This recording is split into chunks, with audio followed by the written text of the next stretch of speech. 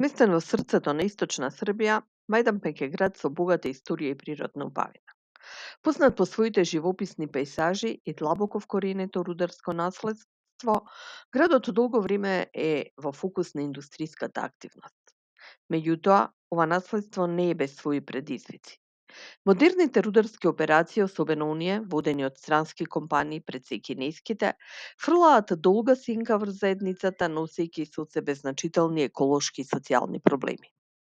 Нашето патување до Мајданпек беше поттикнато од желбата да ги разбереме овие предизвици од прва рака и да ги запознаеме храбрите еколошки бранители кои го посветиле својот живот на заштита на својата татковина и својот град. Овие бранители, често обични граѓани, се издигнале до неверојатни височини во својата борба против мокната рударска индустрија.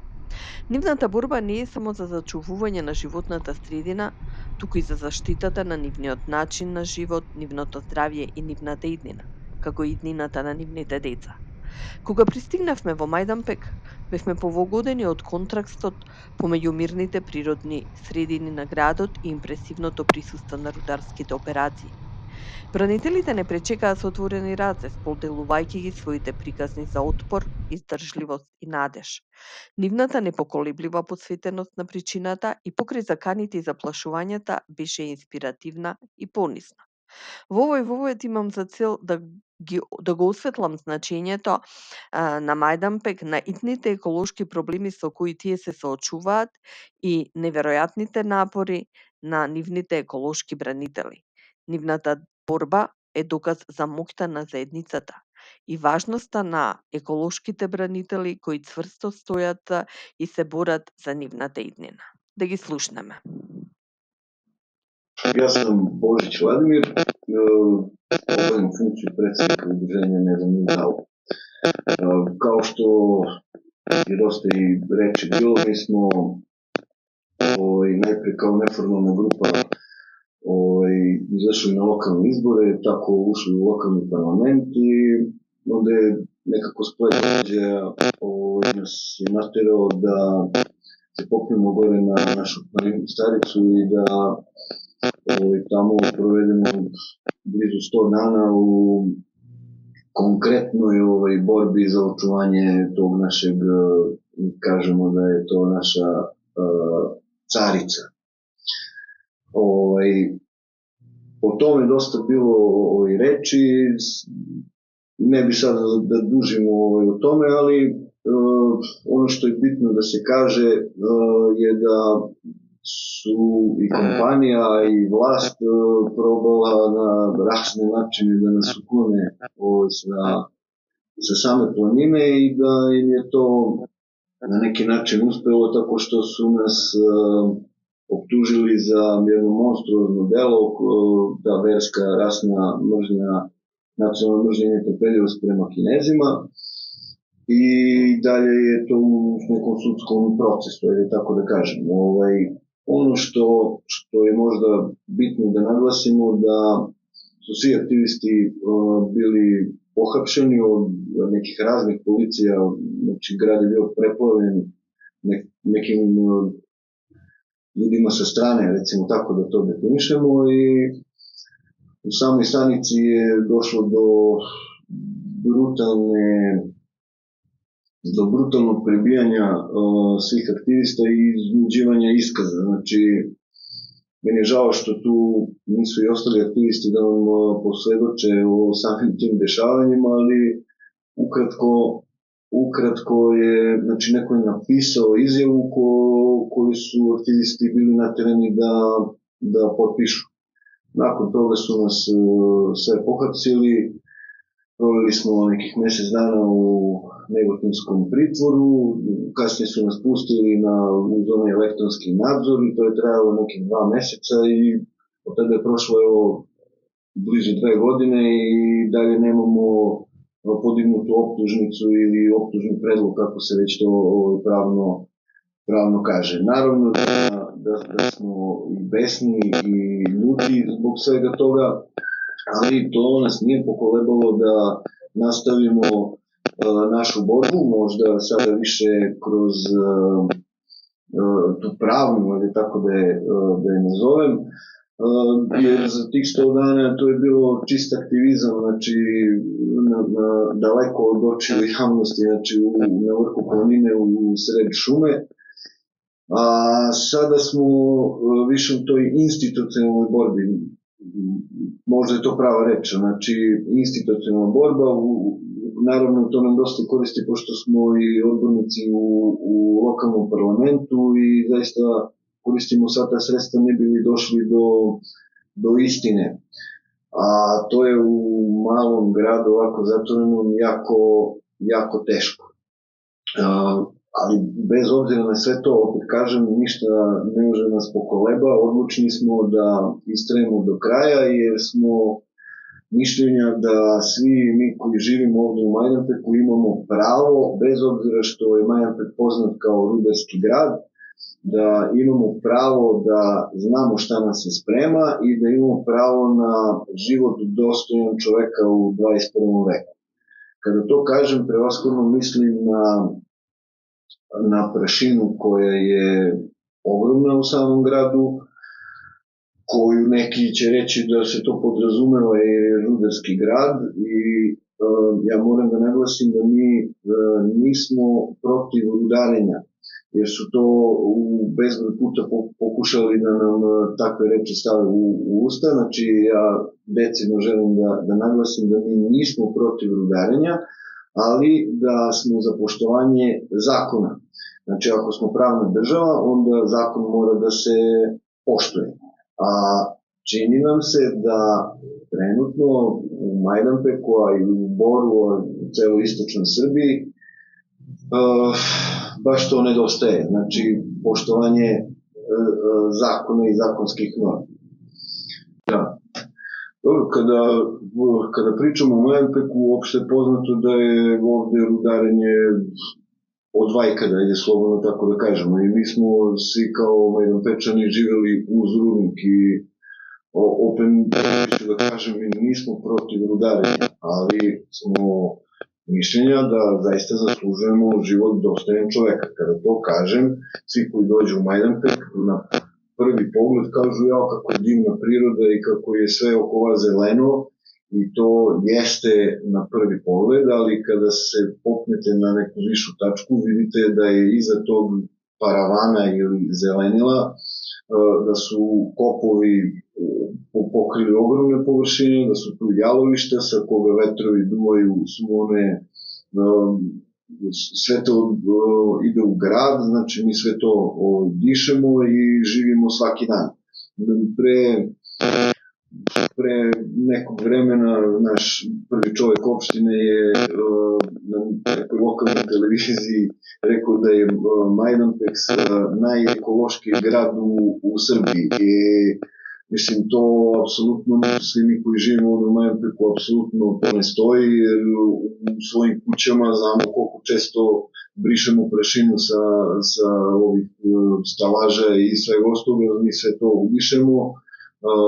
Ne postoje nikakva merna mesta ili neke naprave koje mere taj nivo prašine i svega toga šta je u vazduhu, jer smo apsolutno sigurni da nam sve to što dišemo brutalno skraćuje život i prosto se sve to nekako gura po tepih pod izgovorom da se bolje živi u Majdanpeku, da se otvaraju nova radna mesta i da se ljudi zapošljavaju, ali statistika je neumoljiva. Mi smo kao Majdanpek između dva popisa bili na 3. mestu ispod Babušnice i Crne Trave po odlivu stanovništva. Znači, nama je svaki 4. stanovnik trajno napustio opštinu Majdanpek i mislim da su to pokazatelji kvaliteta života u Majdanpeku. Meni je, da vam kažem iskreno, meni je, znači ja sam jedan od uhapšenih koji je 9 sati proveo tamo sa nekim vrlo čudnim ljudima i o toj torturi neću da vam pričam. Znači, zaista neću da vam pričam. Ali sve što možda zamislite u najbrutalnijem smislu, sve se to desi. Apsolutno se sve desi. Neki od ljudi su podlegli tom pritisku, znači oni su im napisali izjave koje su oni samo trebali da popišu, Ja sam se branio ćutanjem, nisam želeo uopšte da priču i danas ja ne pretužilaštvo nisam dao izjavu, dalje se branio ćutanjem. Naravno, doći će, ako dođe do tog sudskog procesa, da imat ću priliku da otvorim dušu i da kažem sve ono šta, znači do najsitnijih detalja, ako znam. A da mi je vrlo teško da se vraćam na taj, jer prosto bolje u ljudskoj podsvesti da takve stvari negde gurneš u jest. Razumete me sve. Jasno mi je mene sve. Znači, ono što bi sad, kao jedna rečenica, bilo bi dobro da kažete u smislu da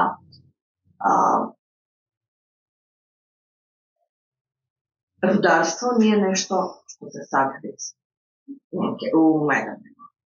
To traje godina, vekovi, ne. Pa nije vek možda. Od 57. je aktivno krenulo da se... Znači, već nekoliko godina, puno godina, ali da se kvalitet života promeni i da ne ide na bolje. Da. Dobar dan. Ja sam Mladen Vladić, aktivista Udruženja građana, nedavno dao iz Majdanpeka. Ono protiv čega smo se istinski pobunili, to je klasično izrabljivanje, ili što bi rekli ekstraktivizam, ono što se ovdje dešava, izrabljivanje prirode, bez ikakvog obzira ni ka prirodi, ni ka ljudima koji ovdje žive, građanima, svima ostalima. Da. To je bio naš put i tu smo bili preko 100 dana na našoj planini Stareci. Nisu imali način da nas odatle spušte, pokušavali su raznim metodama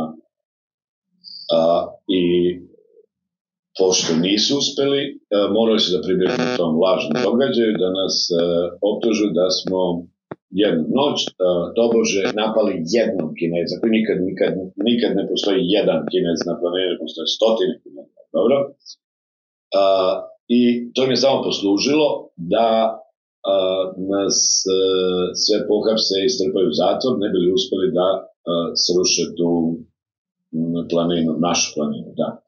Tako da vidite, to izrabljivanje i to izrabljivanje prirode, izrabljivanje na baš taj način, dovodi do još sada većih problema. Nije samo što će te uzme soto zlato i ostaje soto đubre, nego vidite, ulazi i ja to zovem da izrabljuješ i pravdu, čak ne izrabljuješ, nego mi to zovemo silovanjem justicije, silovanjem pravde. Da nekog lažno optužiš, da bi to poslužilo da ih sklonaš i uhapsiš. Kada nekog lažno optužiš, onda upadaš u tu spiralu problema, sama vlast upada u spiralu. Jer po tim što su nas optužili da smo tobože udarili jednog Kineza, to je malo krivično delo i morali smo budemo pušteni, mi bi se odmah vratili na planinu. Pa su zato otišli monstruozni korak dalje i optužili su nas za versku, rasnu, nacionalnu mržnju i netrpeljivost ka svim Kinezima koji žive i rade u Srbiji. Tako glasi optužba države Srbije prema meni, on drugom vladi i trećem, našem aktivisti. Da. To je ono što mene boli. Posle svih ovih godina, jedan Vojislav Šešelj, Aleksandar Vulin, svi oni koji su napravili one ratove, 100.000 mrtvih po Bosni, Hrvatskoj, Kosovu, svemu tome, koji dan danas seju najogavnije i najgadnije reči po televizijama sa nacionalnim frekvencijama o svim narodima koji nas okružuju, nisu dobili ni prekršajnu kaznu za to. Oni su elita. A mi iz rudarskog grada, iz mešovitih porodica koji od uvijek živimo u više nacionalnoj sredini, mi smo optuženi za versku, rasnu, nacionalnu mržnju i netrpeljivost. To im nikad neće oprostiti. To je što se mene tiče. Hvala. Dakle, Irena Brkulović iz Udruženja građana nedavno dao.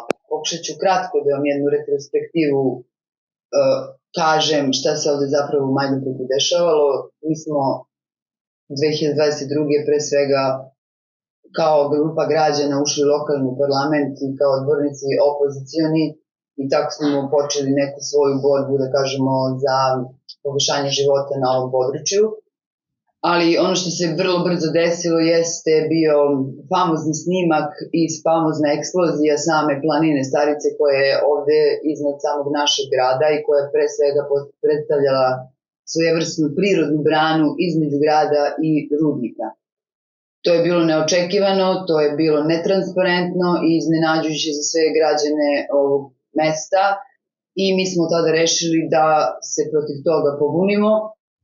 Odradili smo proteste koji naravno nisu rodili plodom, tražili smo papire, tražili smo jasne granice rudnika, tražili smo sve da nam se objasni, da bude transparentno i od strane kompanije, ali i od strane naše vlade, naše države zapravo. Nikakve odgovore nismo dobijali i onda je bilo rešeno da se popnemo na planinu i svojim telima branimo od miniranja planinu tako što zapravo tamo boravimo. Jer i to je urodilo plodom. Mi smo na samoj planini ukupno bili 100 dana. Prvih 2 meseca bila su, da kažem, relativno mirna, ni eksplozije se nisu dešavala, ni miniranje se nisu dešavala iz ovog prostog razloga što zaista kada ste blizu, mineri ne smiju da pale te fitilje zbog bezbednosti građana. Sve to vreme mi smo i dalje insistirali i kroz lokalni parlament i kroz zahtev za informacije da nam se kaže tačno šta se tu dešava. Insistirali smo na tome da postoji opasnost po građane, pisali smo krivične prijave, znači institucionalno smo se isto tako borili koliko smo se borili i samim boravkom na planini, odnosno svojim aktivizmom. Ono što je nama tada rečeno jeste da se radi o sanaciji planine, to su izmislili, to su našli rešenje da tako to nazovu, da tu postoji neka pukotina i da zapravo oni nas brane. Međutim, to nije bilo tačno, to je se pokazalo i samim tim kada je Ziđin podneo tužbu protiv aktivista, gde je sam u tužbi naveo da su oni tamo vršili eksploataciju rude, jer su zapravo tu da tražili da se nama zabrani pristup samoj planini, odnosno tom mestu. I time smo zapravo i dokazali da smo bili u pravu kada se tiče tog pravnog dela, da se ne radi ni o kakvoj sanaciji, već o klasičnoj eksploataciji rude. Ono što nas zaista boli, sve se to, hoću da kažem, završilo tako što su nakon 2 meseca počeli sa drugačijim metodama, dovodili su razna obezbeđenja privatna, ljudi sa kriminalnom prošlošću, da nas odatle odvrate, da nas sklone, nisu u tome uspevali i na kraju se završilo tako što su namestili jedno, ja kažem tu noć, namestili su nešto što se zove paljenje neke njihove mašine, kao neki njihov radnik je pretučen i naš kamp je zaista bio rasturen. I tada su došle do momenta hapšenja aktivista, to će vam neko drugi kasnije ispričati šta se dalje dešavalo, ali da, naši aktivisti su svi privedeni, boravili su u pritvoru i sled događaja ide dalje kako ide. Ono što u svemu tome boli, jeste zaista mi uvek kažemo ne volimo generalizacije bilo čega. Znači, ne volimo da niko spočitava to, da mi ne volimo Kineze, da mi ne volimo, ne znam, što uvek kažemo Kanađane. Mislim, mi ne volimo rudarsku kompaniju. Nas ne zanima ko je vlasnik te kompanije. Ne volimo izrabljivanje, ne volimo laži, ne volimo nepravdu. I mi se protiv toga zapravo borimo. Tako da, u toj generalizaciji danas imamo problema i to želimo svim ljudima da objasnimo. Znate, mnogo boli kada neko kaže, ali vi ste rođeni u rudniku. Nismo. I uvek to kažem, mi nismo rođeni u rudniku. Rođeni smo kao i sva druga ljudska bića tamo gde se deca rađaju, jel, u gradovima, bolnicama, naše majke su nas rađale da bi živeli, a ne da bi služili rudniku. Ljudi često to malo greše, imamo prava i da se ljutimo, ali opet gledamo da budemo realni, da ljudima objasnimo situaciju, a situacija u Majdanpeku Boru uopšte nije laka. Ovdje rudnik postojao i pre ovih kineskih investitora, ali se ipak radilo drugačije. Više se vodilo računa o samom građanstvu, o ljudima, o prirodi. Nije bilo ovako represivnog rudarstva, ovako ubrzanog. Ljudi koji rade u rudniku tvrde da ovo što su Kinezi, na primjer, uradili za ovih, koliko su oni ovde već 6 godina, smo mi zapravo mogli da odužimo od 50 do 100 godina, do toga mnogo lepo živimo. Vi ste prisutni ovde, vidjet ćete i sami, ovde ljudi ne žive lepo i mi želimo da poboljšamo uslove života, kako god to i na koji god način, to je apsolutno nebitno, ali bitno je da se poboljša uslov života jer ovde ljudi ne žive normalno. Ali postoje ljudi, to je moram da naznačim, znači moraju svi da znaju da ovde ljudi žive, ne možemo da kažemo mrtav grad, onda se smatra mrtvi su i ljudi. Evo vi pričate sa živim ljudima i mi želimo da naša deca pre svega budu zdrava, živa i da nastave da žive na teritoriji Republike Srbije. Hvala.